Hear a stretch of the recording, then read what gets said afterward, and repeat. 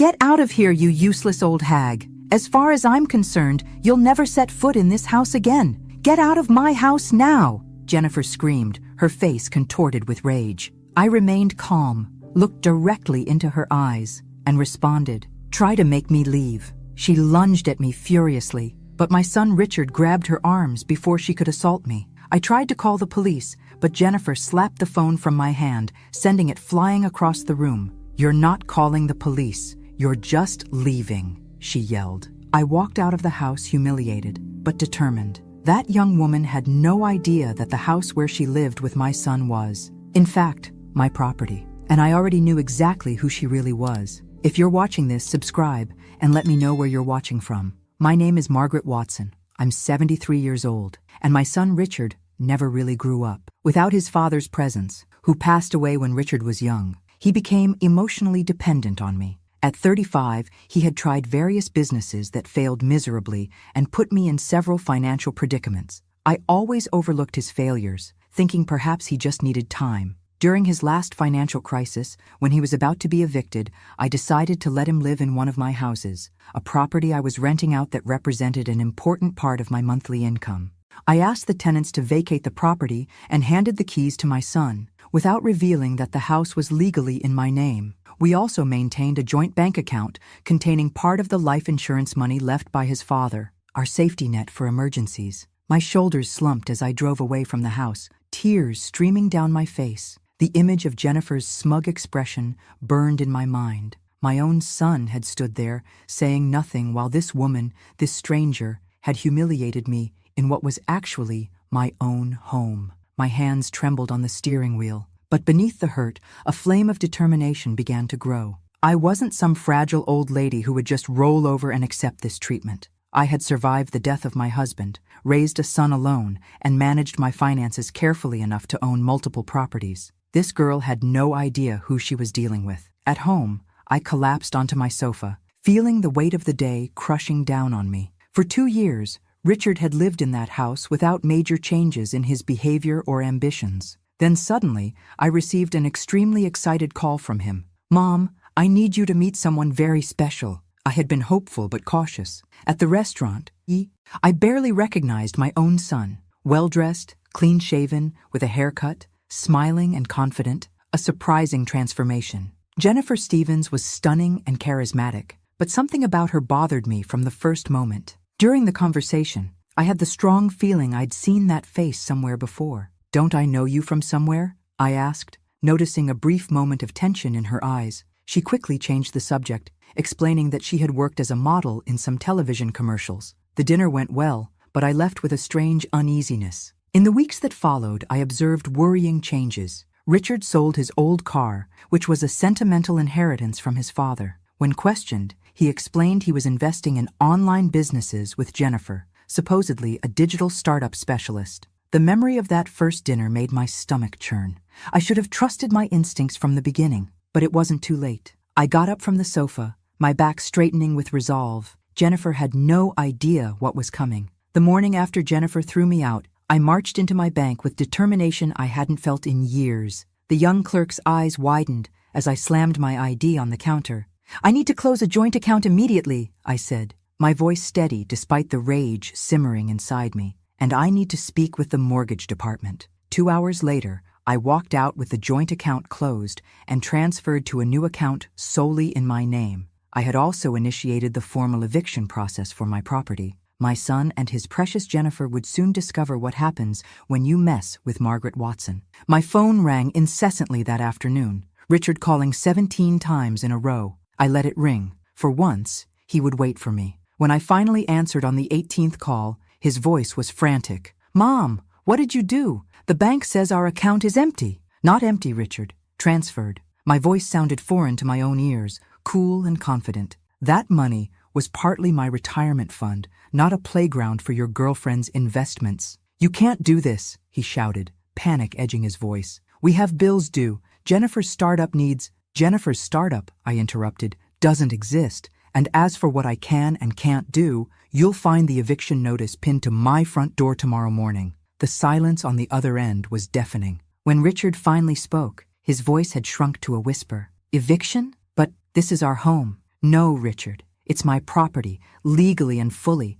I never transferred the deed to you. My heart ached at the shock in his voice, but I continued. You have 30 days to find a new place to live. Jennifer's shrill voice cut through the background. Let me talk to her! There was a scuffling sound, and then her venomous tone filled my ear. You spiteful old witch! You can't just— I just did. I cut her off. And Jennifer, I've seen your face before. I'm remembering where and when I do, you'll wish you'd never set foot in my house. I hung up, my hand trembling, but my resolve firm. That night, I barely slept. Instead, I pulled out my laptop and began searching. Jennifer's face had triggered something in my memory, a news article perhaps, or a warning shared by friends. I couldn't place it yet, but I knew it was important. The next morning, Richard appeared at my doorstep, his face haggard. Mom, please, he begged. You can't do this to us. Jennifer is devastated. I invited him in, but stayed standing, maintaining the physical higher ground. I'm not doing anything to you, Richard. I'm protecting what's mine, what's ours. The money your father left was for our security, not for Jennifer's schemes. Her business ideas are legitimate, he insisted, but doubt had crept into his voice. Are they? I asked quietly. Then why did the bank alert me to unusual activity? Multiple large withdrawals to offshore accounts? Tell me, son, have you seen any business plans? Met any of her partners? Seen any products? His silence was my answer. For the first time, uncertainty crossed his face. She loves me, he finally said, but the words sounded hollow. Does she love you, or what she thinks you have? I asked, my voice gentler now. Think, Richard. How did she react when she learned the money was gone? Was she concerned about you, or about the cash? He left without answering, shoulders slumped in a posture I knew too well, the same defeated stance he'd adopted after each business failure. But this time, I wouldn't rescue him immediately. Sometimes people need to feel the consequences of their choices before they can grow. Back at my computer, I continued my search with renewed determination. Jennifer's face haunted me, and I knew I had seen it before. Somewhere important, somewhere that would explain everything. On the third day of my investigation, I found it. The memory that had been nagging at me suddenly crystallized as I scrolled through a local news archive. There she was, Jennifer Stevens, except in the article, she was identified as Jessica Simmons. The headline read, Local Man Loses Life Savings to Romance Scammer. My hands shook as I clicked on the article. The story was painfully familiar. Jessica had targeted a vulnerable man in his 40s, isolated him from family, convinced him to invest in non-existent business ventures, and vanished once his accounts were empty. The article included warnings from police about a string of similar cases across 3 states. I knew it, I whispered, printing the article along with several others I found featuring the same woman under different names. I arranged them carefully in a folder, adding bank statements showing the suspicious withdrawals from the joint account. When I tried to call Richard, my calls went straight to voicemail. I drove to my house, the one where they were living, only to find the curtains drawn and no one answering the door. My neighbor, Mrs. Calloway, approached me as I was about to leave. They cleared out last night, she said, concern etching her kind face. Packed up a van around midnight. I thought you should know. Your son looked terrible, Margaret, like he hadn't slept in days. My heart sank. Did you see which way they went? Or hear anything about where they might be headed? Mrs. Calloway shook her head. Nothing specific. But the woman, Jennifer, was on the phone arguing with someone about flight times. Flight times. They were running, or rather Jennifer was running, taking my emotionally vulnerable son with her. I thanked Mrs. Calloway and drove straight to the police station. Officer Reynolds listened patiently as I presented my evidence. The news articles identifying Jennifer as a known scammer, the bank statements, the property deed showing I owned the house. I explained how she had isolated my son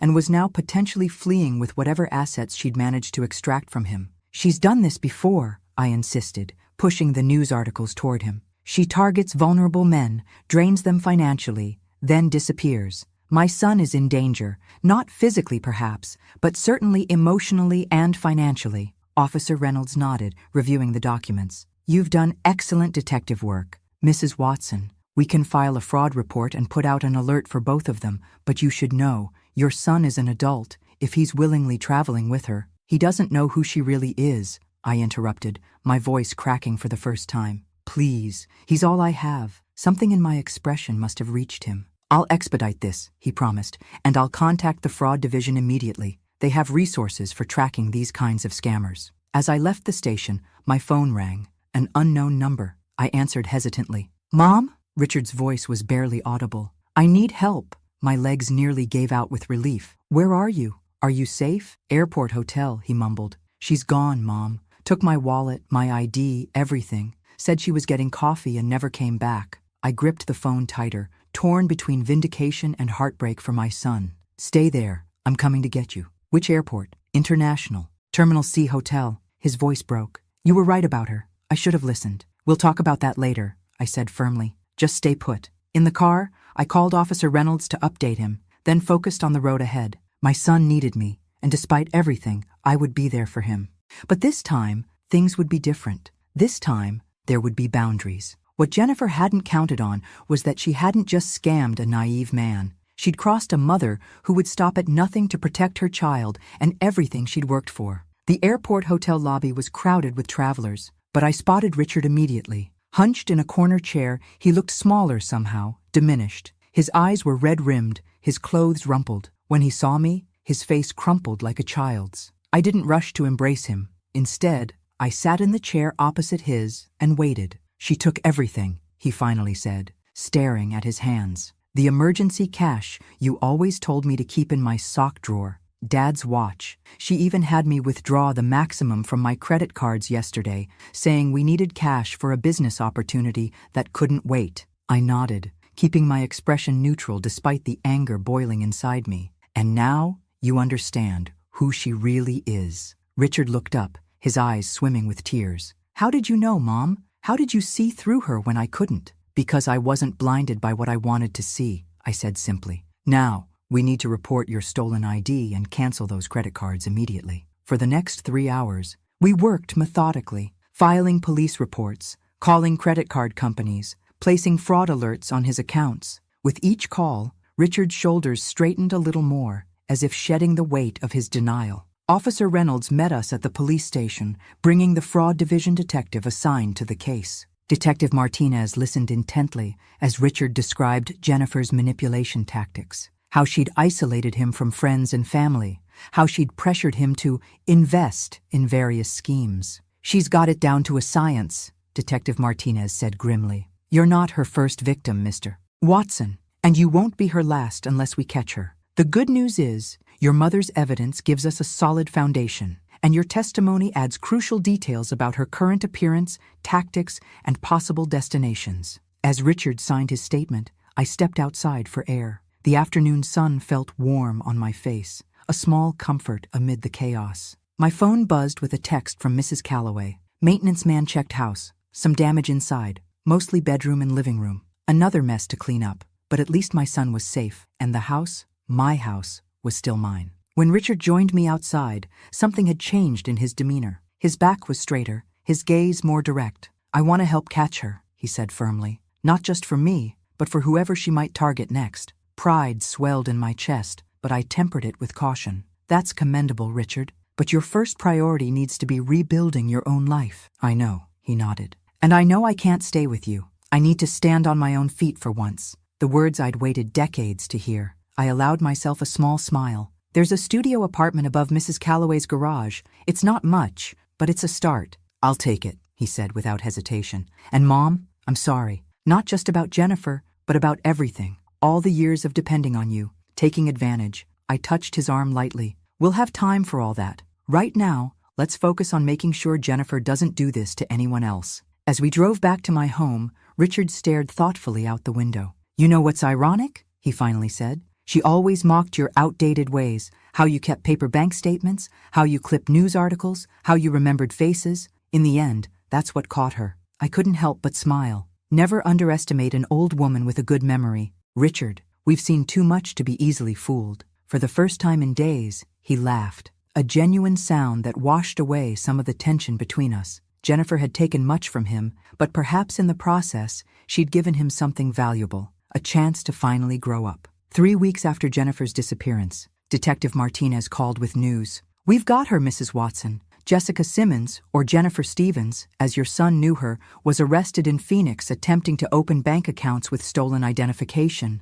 Relief flooded through me. "Will Richard need to testify?" "Eventually, yes. Her pattern of fraud crosses state lines. So federal charges are likely. Your son's case will be one of several the prosecutor will present. I thanked him and immediately called Richard at his new job, a modest position at a local bookstore that paid enough to cover his rent for Mrs. Calloway's studio apartment. They caught her, I said when he answered. The silence on the other end spoke volumes. I should feel happy, he finally replied, but mostly I just feel stupid. You were manipulated by a professional con artist, Richard. She's done this multiple times. Still, he sighed. I let her come between us. I believed her when she said you were controlling me, holding me back. I even believed her when she said you doctored those news articles. I swallowed hard, remembering the accusations he'd hurled at me before Jennifer's true nature was revealed. What matters is that you see the truth now. After work, Richard came over for dinner, our new weekly tradition. As we ate, I noticed subtle changes in him, how he maintained eye contact during conversation, how he asked questions about my life instead of talking only about his problems, how he insisted on washing dishes afterward. I've been thinking, he said as he dried a plate. I want to meet her other victims. The plate nearly slipped from my hands. Why would you want to do that? Because I'm not the only one rebuilding a life she destroyed. Maybe we could help each other. His expression was earnest, determined. Detective Martinez said there's a support group, people who've been scammed, not just by Jennifer but by others like her. I studied my son's face, seeing something new there, empathy perhaps, or a desire to transform his pain into purpose. I think that's a wonderful idea. Would you come with me? Just the first time? The request surprised me. For years I'd been pushing myself into his life, offering unsolicited help and advice. Now he was asking for my support. Of course I will. The following Tuesday, we sat in a community center meeting room with 8 other people, men and women of various ages, all victims of romance scams. As each person shared their story, I watched Richard's face, saw recognition and relief as he realized he wasn't alone in his experience. When his turn came, he spoke clearly and honestly about his vulnerabilities, how Jennifer had exploited them, and what he was learning about himself in the aftermath. The hardest part, he admitted, was accepting that my mother had been right all along. She saw through Jennifer immediately, but I was too stubborn to listen. An older man across the circle nodded knowingly. My daughter tried to warn me too. Took me losing my retirement fund to finally hear her. After the meeting, Richard was quiet on the drive home. When we pulled into his driveway, he turned to me with an intensity I hadn't seen before. I'm going to testify against Jennifer, he said firmly, and I'm going to keep attending those meetings. I think this might be the first truly important thing I've ever done. My heart swelled with a new kind of pride, not the anxious hope I'd felt during his many failed ventures, but genuine admiration for his courage and growth. Richard, I said carefully, I've always believed you had it in you to do something meaningful with your life. I'm just sorry it took this experience to bring it out. He shook his head. Don't be sorry, Mom. For the first time, I'm not sorry either. Jennifer thought she was destroying me, but instead, she might have saved me from myself. As I watched him walk to his apartment, head high, shoulders squared, I realized Jennifer had underestimated both of us. She had seen an easily manipulated man and his interfering mother. She hadn't recognized a fighter who just needed the right battle, or the woman who had raised him to eventually find his strength. 6 weeks after Jennifer's arrest, Richard and I sat in a federal prosecutor's office in downtown. Mrs. Patel, the assistant U.S. attorney handling the case, spread photographs across her desk, different women, all with Jennifer's face but various hairstyles, colors, and names. We've linked her to 7 separate scams in 4 states, Mrs. Patel explained. What makes your case particularly valuable, Mr. Watson, is that your mother preserved evidence so meticulously. Richard glanced at me with newfound respect. She's always been thorough. Thorough is an understatement, Mrs. Patel smiled. The bank statements, the news articles, the property documentation, it's a prosecutor's dream. Pride straightened my spine. For years, Richard had mocked my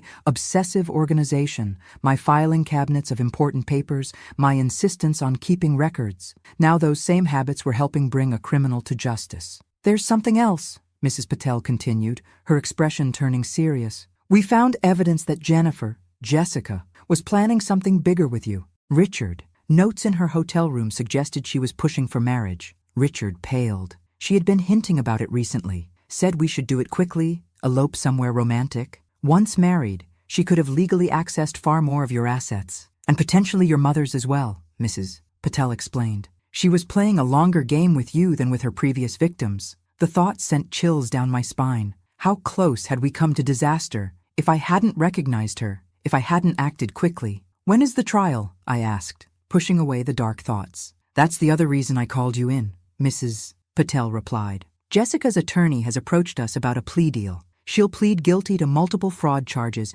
and reveal information about a larger network of scammers she's connected with in exchange for a somewhat reduced sentence." Richard leaned forward. "What does that mean for us?" "It means no trial. You'd still provide victim impact statements for the sentencing hearing, but you wouldn't have to testify about every detail in open court." Richard and I exchanged glances. The relief on his face was palpable. "I'll do whatever helps put her away," he said firmly. "But I admit, not having to face her in a lengthy trial would be easier." As we left the prosecutor's office, Richard suggested we walk through the nearby park rather than heading straight to the car. It was a beautiful autumn day, the trees ablaze with color. For several minutes, we strolled in comfortable silence. "You know what I realized in there?" Richard finally said. "If you hadn't been so we might have lost everything. Your attention to detail, your insistence on keeping records, your stubbornness, all the things that sometimes drove me crazy, they saved us." I laughed softly. "Well, being underestimated has its advantages." Jennifer saw an interfering old woman. She never considered I might be a formidable opponent. Richard stopped walking and turned to face me. "I underestimated you too, Mom. For years I saw your help as, meddling or control. I never recognized it as strength." The words warmed me more than the autumn sun. "We both made mistakes, Richard. I probably did enable your dependence for too long." He nodded thoughtfully. "The support group has helped me see that. How sometimes love can look like helping, but actually hurt in the long run." We continued walking, and Richard pointed to a bench overlooking a small pond. "Let's sit for a minute." As we watched ducks glide across the water, Richard cleared his throat. "I've been thinking about Dad's insurance money. What's left of it? Anyway." My chest tightened. Was he going to ask for more financial help even now? "I want you to use it for yourself," he continued, surprising me. "Travel, hobbies, whatever you've put off while helping me all these years. I'm on my feet now, Mom. Really." Tears pricked my eyes and I blinked them away. "That's generous of you, Richard. It's not generosity. It's just finally right." He squeezed my hand. Jennifer thought she was destroying us. Instead, she forced us to rebuild something better. Looking at my son's profile, so like his father's, but now with a maturity I'd waited decades to see, I realized he was right. From the ashes of Jennifer's deception, something unexpected had emerged. The relationship we should have had all along. The day of Jessica Simmons's sentencing hearing arrived with a crisp December chill. Richard and I dressed carefully, me in a tailored navy suit I'd purchased specifically for this occasion. Richard in a charcoal gray ensemble that made him look older, more substantial. "You look powerful, Mom," he commented as we pulled into the courthouse parking lot. I smoothed my jacket, feeling the unfamiliar confidence of someone who had faced a threat and emerged victorious. "I feel powerful," I admitted. The courtroom was more crowded than I'd expected. Mrs. Patel had told us that several of Jessica's other victims would be present,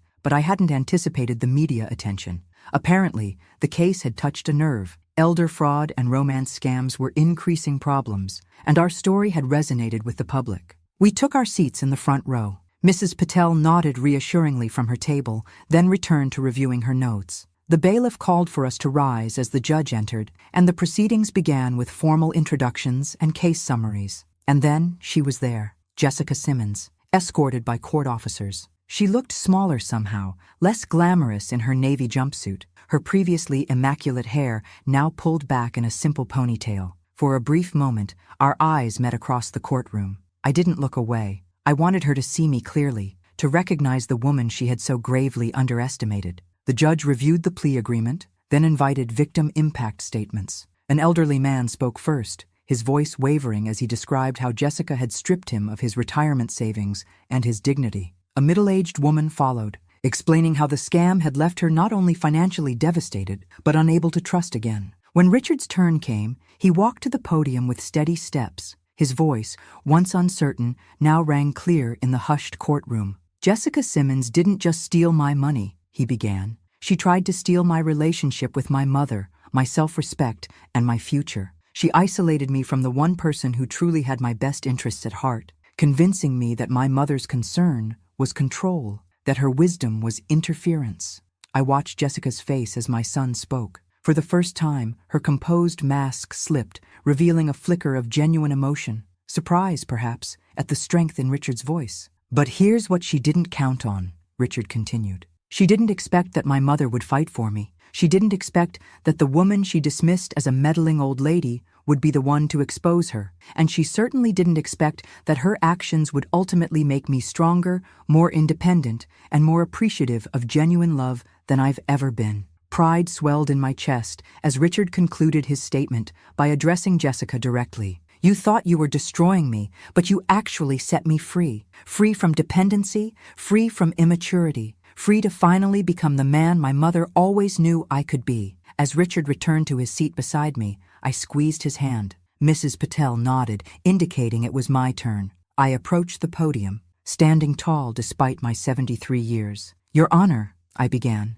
"I come before you not just as Richard Watson's mother, but as a woman who has lived long enough to recognize predators like Jessica Simmons. She selected my son because she saw vulnerability. She targeted our family because she believed we would be easy victims." I paused, making deliberate eye contact with Jessica. Her mistake was thinking that age diminishes us, that a 73-year-old woman wouldn't have the strength, the resources, or the determination to fight back. She underestimated not only a mother's love, but a lifetime of hard-won wisdom. The courtroom remained silent as I continued. "I don't want vengeance, Your Honor. What I want is protection for other families, other sons and daughters, other mothers and fathers who might fall prey to someone like Jessica Simmons. I want accountability that matches the calculated nature of her crimes." When I finished and returned to my seat, Richard leaned over. "That was incredible, Mom," he whispered. "You didn't even mention how she humiliated you that day in the house." "Some victories don't need to be spoken aloud,"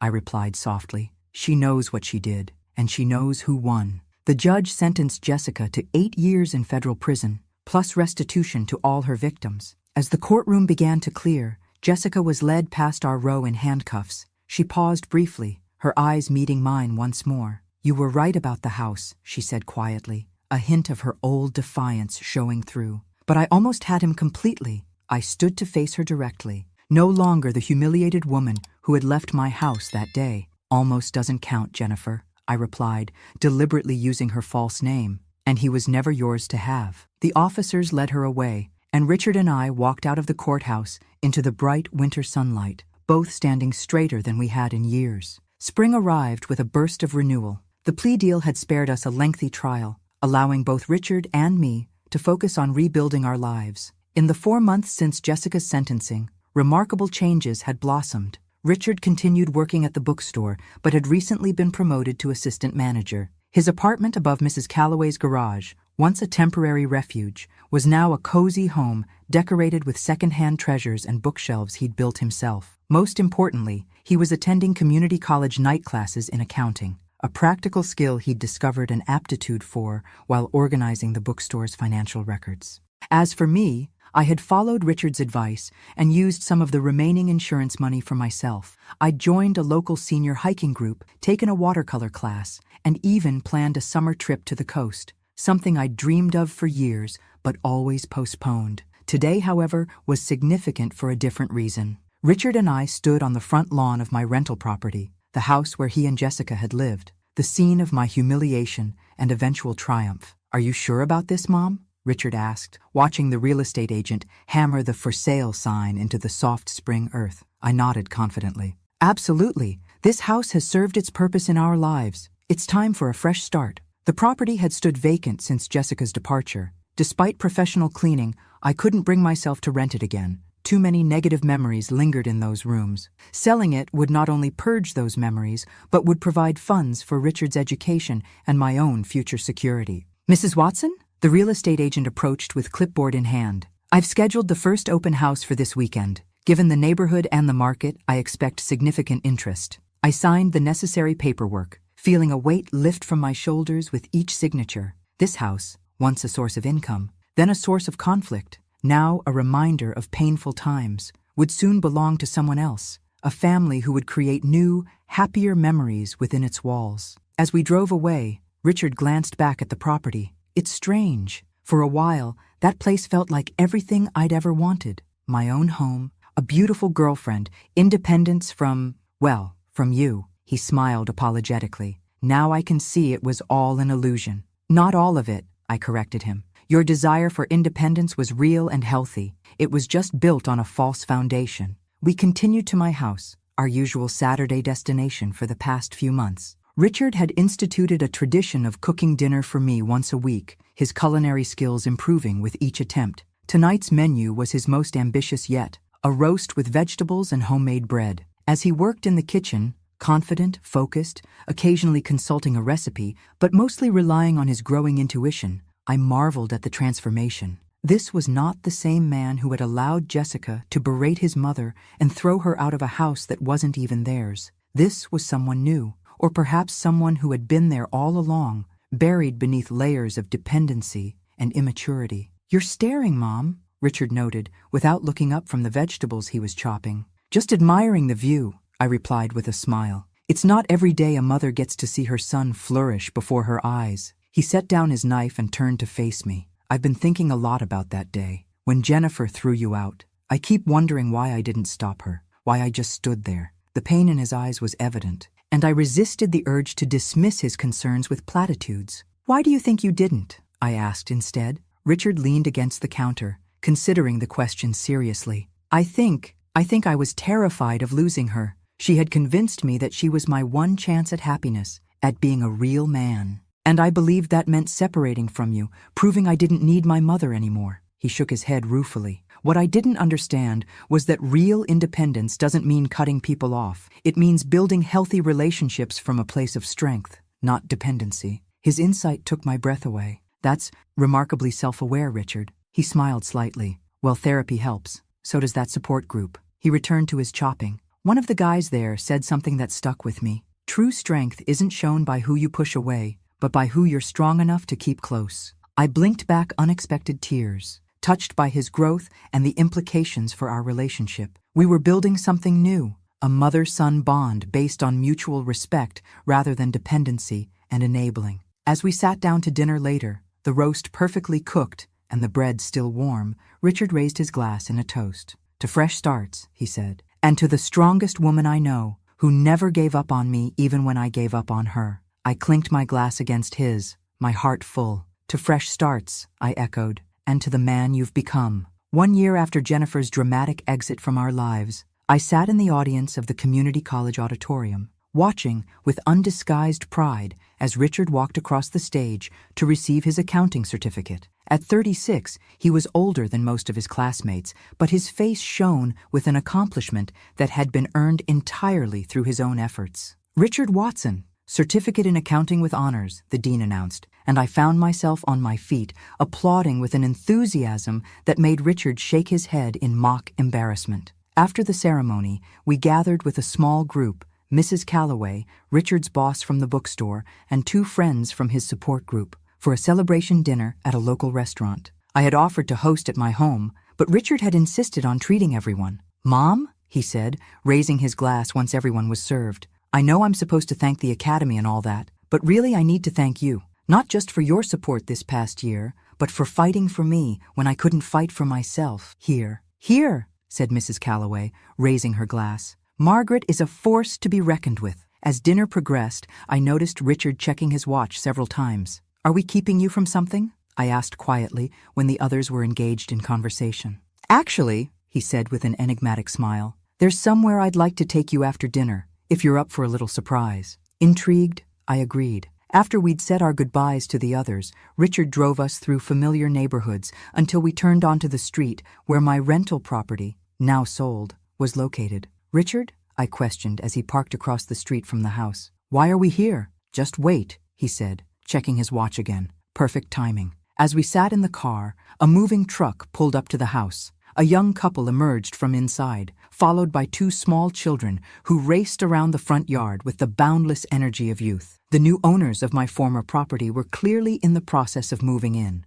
I don't understand, I said, turning to Richard. His expression was thoughtful as he watched the family. I looked them up after you mentioned the house had sold. He's a firefighter. She's a nurse. Those kids are 4 and 6. He turned to me. They're a real family, Mom. A good family. And they're going to fill that house with love and laughter and memories that will completely erase what happened there with Jennifer. Tears pricked my eyes as I understood what this moment meant to him. You're giving the house a fresh start in your mind. He nodded. Our story with Jennifer could have ended so differently. She could have taken everything. The house, the money, maybe even destroyed our relationship permanently. Instead, look at all that's grown from that awful day. I watched as the father swept one of the children up onto his shoulders, the child's delighted shriek carrying across the street. They seem happy, I observed. They are, Richard confirmed. And so are we, aren't we? Despite everything, or maybe because of it. We sat in companionable silence for a few minutes more, watching the new family begin their life in the house that had once been the setting for our darkest moments. There was something profoundly healing about witnessing this transition, from a place of pain to a place of new beginnings. As Richard drove us home, he seemed to have one more surprise in mind. I have something for you, he said, reaching into his jacket pocket at a stoplight. He pulled out a small velvet box. Richard, what? Open it, he encouraged. Inside was a delicate silver bracelet with a single charm, a small house. I had it custom made, he explained, to remind us both that a house is just a building. It's the people inside who make it a home. The sentiment touched me deeply. It's beautiful, I said, letting him fasten it around my wrist. There's one more thing, he said, as we pulled into my driveway. I've been offered a full-time position at an accounting firm. It's entry-level, but with my certificate and the partner's recommendation from the bookstore accounts I've been handling, they're taking a chance on me. Richard, that's wonderful news, I exclaimed. It means I'll finally be completely financially independent, he continued. No more help needed. And, he hesitated, I've found an apartment closer to the firm. A real apartment, not just a room above a garage. I felt a momentary pang at the thought of him moving further away, but it was quickly replaced by genuine happiness for his progress. You've come so far, I said softly. I'm so proud of the man you've become. I'm proud of him too, Richard replied with a smile. And I have you to thank for never giving up on him, even when he was buried under years of immaturity and poor choices. As we walked to my front door, I glanced at the silver bracelet glinting on my wrist. Jennifer had tried to throw me out of a house that was legally mine, but in doing so, she had inadvertently helped us build something far more valuable, a relationship that no one could ever take away. 18 months after Jennifer's sentencing, I received an unexpected phone call from Mrs. Patel, the prosecutor who had handled her case. Mrs. Watson, she began, I wanted to inform you personally rather than having you hear it elsewhere.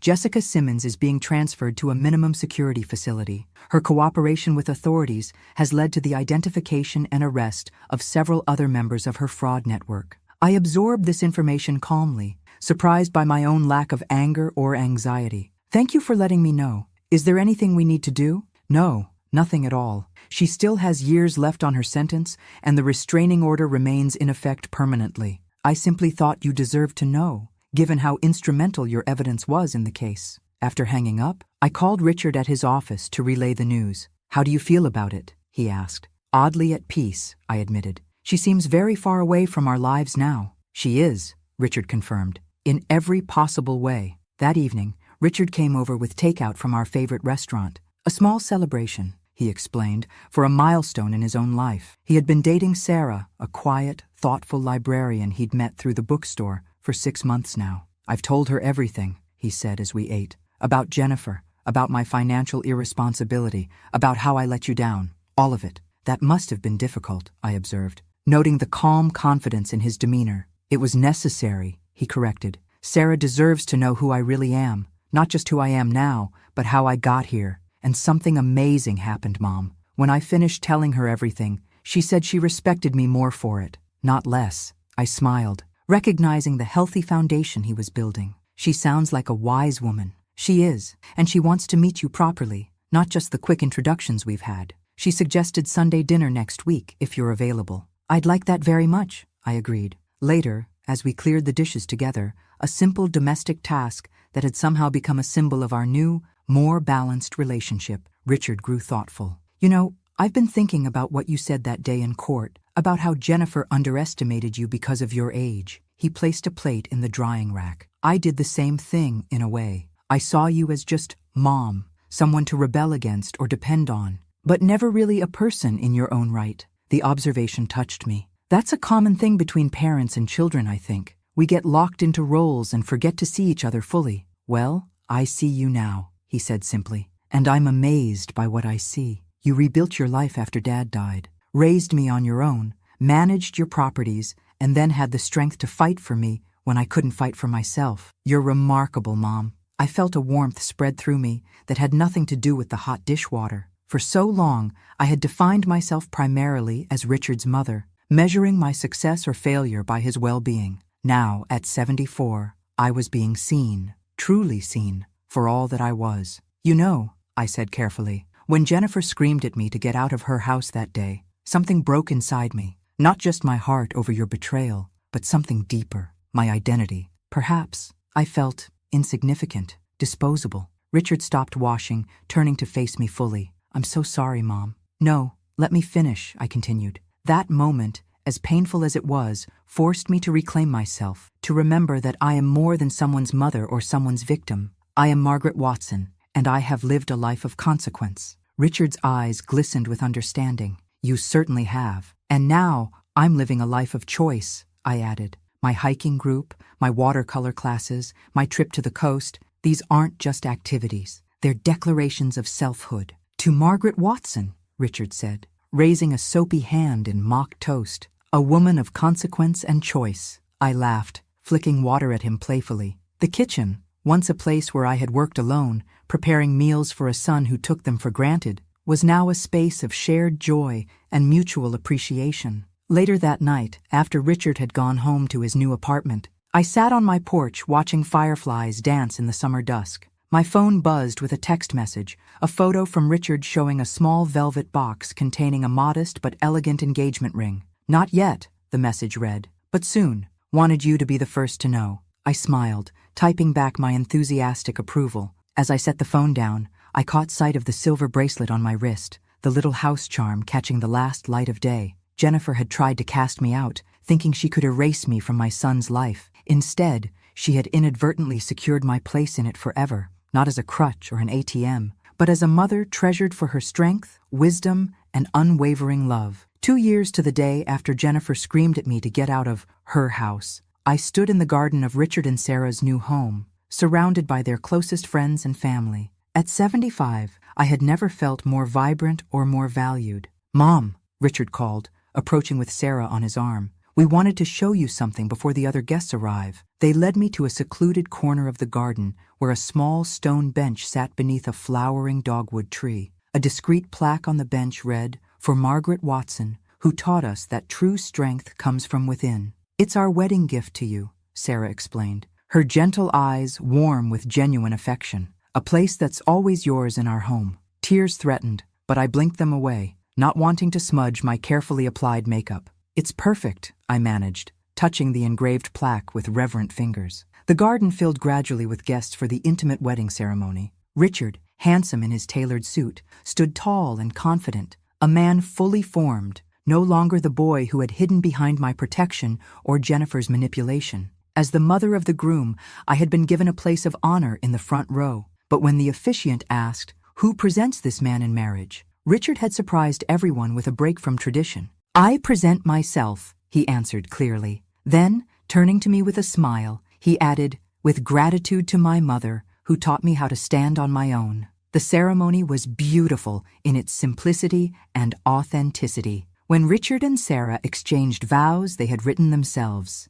I heard echoes of the hard-won wisdom that had brought us all to this moment. "I promise to see you fully," Richard vowed to Sarah, "not as an extension of myself or a solution to my problems, but as your own complete person." At the reception, I found myself approached by a distinguished gentleman who introduced himself as Sarah's father. "Mrs. Watson," he said warmly, "I've heard so much about you from both Sarah and Richard. Your son speaks of you with such admiration." "Please, call me Margaret," I replied, "and I'm equally impressed with the remarkable woman you raised." "They're good for each other," he observed, watching the newlyweds greet their guests. "Balanced, equal." "Yes," I agreed. "That's exactly right." Later, during the traditional mother-son dance, Richard led me onto the floor with graceful confidence. "Happy?" I asked as we moved to the gentle music. "Beyond words," he replied. "You know, I was thinking about Jennifer earlier." I raised an eyebrow in surprise. "Really? Today? Of all days?" He nodded thoughtfully.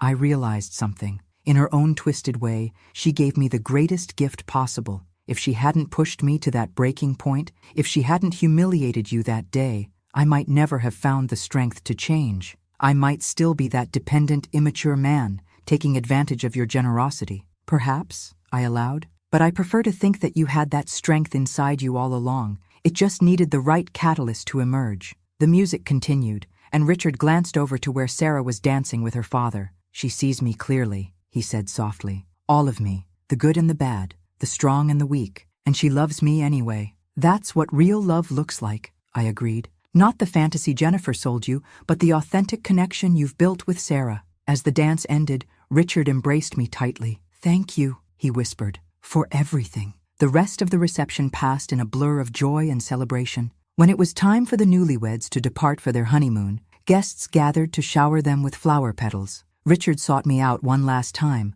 pressing something into my hand. What's this? I asked, looking down at a small key. To our house, he explained. Sarah and I want you to know you're always welcome, not as a guest, but as family. No one will ever tell you to leave again. I closed my fingers around the key, its symbolic weight far greater than its physical presence. I'll treasure this, I promised, but you know I'll always call before coming over. He laughed, a sound free from the insecurity that had plagued him for so long. I'd expect nothing less from Margaret Watson, woman of principle. As I watched their car disappear down the driveway, I reflected on the extraordinary journey that had brought us here. 2 years ago, Jennifer Stevens had screamed at me to get out of what she thought was her house, never imagining that her cruelty would set in motion a transformation that would ultimately lead to this day of joy and authentic connection. I sat on my stone bench as the other guests began to depart, feeling the pleasant weight of the key in my palm and the warmth of the afternoon sun on my face. At 75, I had discovered that life's most difficult moments often serve as doorways to its greatest gifts, if only we have the courage to walk through them. Jennifer had severely underestimated the power of a determined older woman. She had mistaken age for weakness, wisdom for interference, and maternal love for control. Her greatest miscalculation, however, had been believing she could drive me away from what was rightfully mine. Not just a house, but my relationship with my son. Thanks for listening. Don't forget to subscribe and feel free to share your story in the comments. Your voice matters.